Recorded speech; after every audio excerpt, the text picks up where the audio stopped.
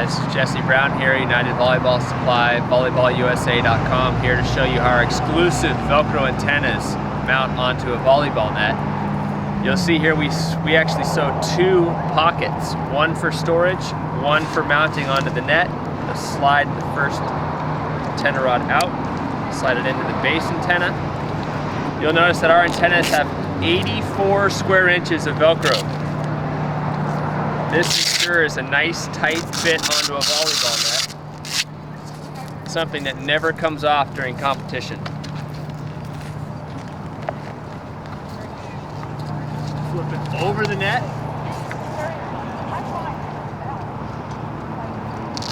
Calibrate the lengths correctly.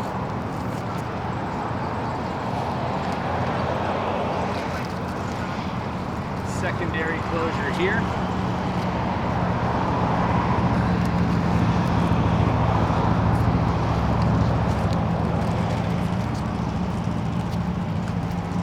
Have it. The antenna rod that doesn't come off, strong, holds its position along the net, and should last for years and years.